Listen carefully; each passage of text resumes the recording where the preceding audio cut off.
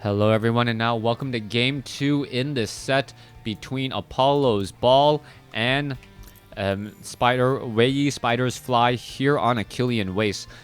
Just to address a little bit of a point, the name of the clan is Apollo, but the title sponsor is TT, standing for Thermaltake. So it is Thermaltake Apollo's Ball.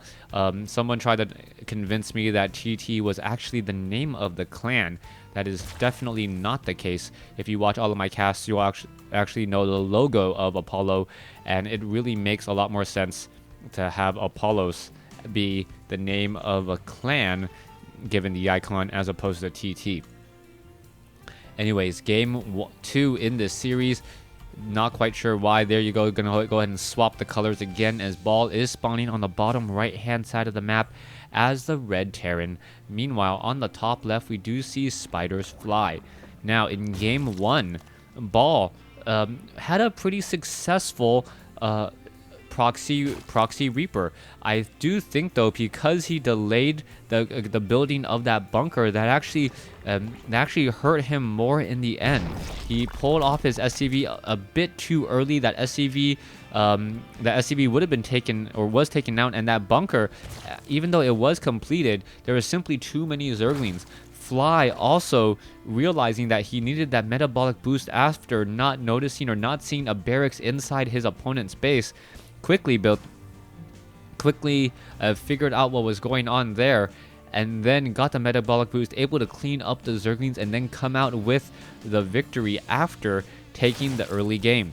Now, we'll see if Ball trusts his macro a little bit more, so to speak, this time around, as Ball, I really think, just played a better game. He played a better game, but he lost because of how he set himself up. Perhaps if he decides to come out a little bit more evenly here in game 2, out of the early game, he may be a little bit better. All right, rambling aside, we are going to see the lone Marine now making its way down. We are going into Reapers, and this is a little bit of a scary play. The Zerglings are now going to be coming inside. The supply depot has been lifted as the one Marine is trying to take down this Overlord. The Overlord will not get taken down easily, as you do see a little bit of stutter stepping here, trying to take down that Zergling. I don't believe that the Zerglings will be able to do very much.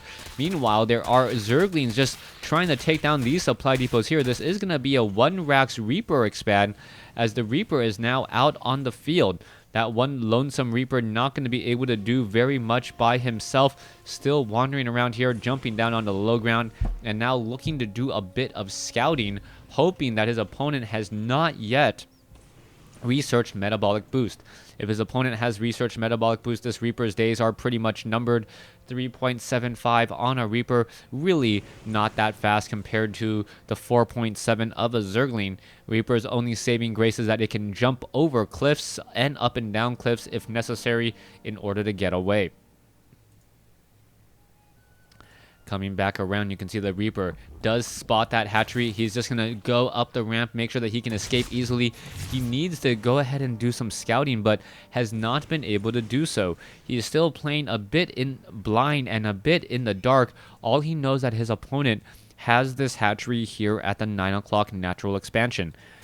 Meanwhile, Ball is trying to build up an orbital command inside his own base. Will probably train up a mule or upgrade to a mule, upgrade to an orbital command, call down a mule, and then lift off and land at his own natural. All signs are pointing for a much longer macro game, as both sides do not have that large of an army. 10 supply versus 6.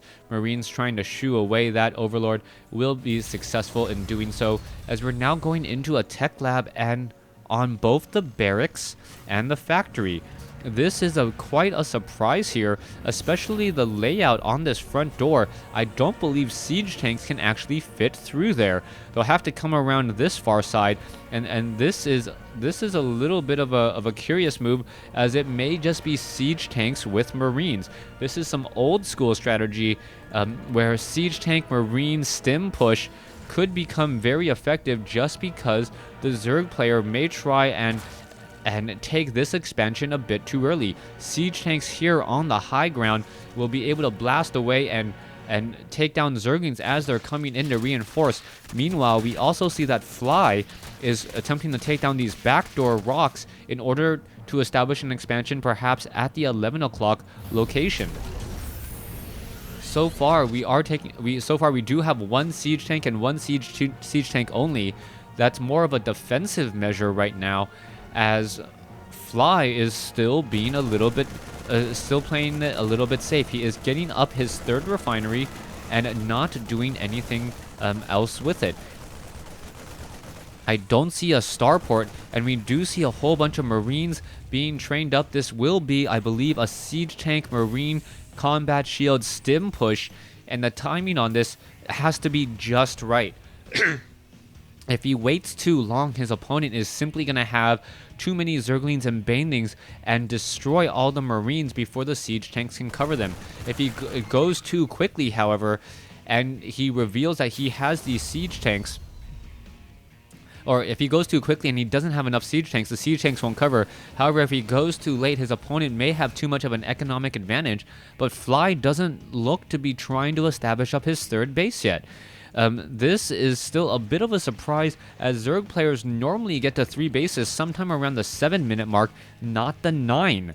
Fly's economy will be a bit behind here. He has a 49 drone to 41 SCV advantage, but that is not going to hold out for very long, especially as Ball does have mules. He is currently strip mining at his natural. You can see that his harvester count is getting a little bit more minerals and is still calling more mules into play.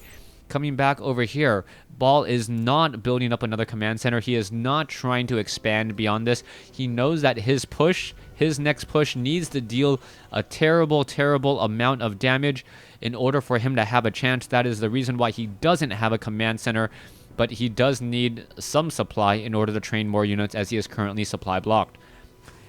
There you have it, more Marines being trained up 5 at a time. Engineering Bay now going into 1-0 upgrades, perhaps 1-1 upgrades. This timing on this attack will become very, very critical here, as we are now going into layer. Let's see, the Zerglings trying to run by. It quickly gets taken down. An army of siege tanks and Marines are now being brought over. 4 siege tanks. With the 5th one being trained, this one is going to be kept back at home in order to defend. Drones are now coming over here as well.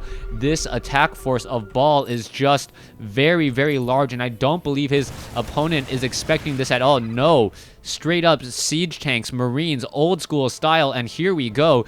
This could be a straight up split here. The siege tanks and perhaps siege themselves on the ramp, making it very difficult for them to get flanked. And there you have the engagement. Drones now trying to run back here, but Ball is just going to execute this meat grinder absolutely perfectly, taking down everything. And there is the GG, a straight up supply build.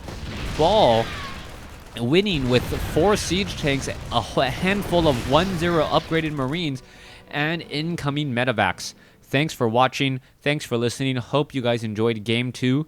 Please stay tuned for Game 3.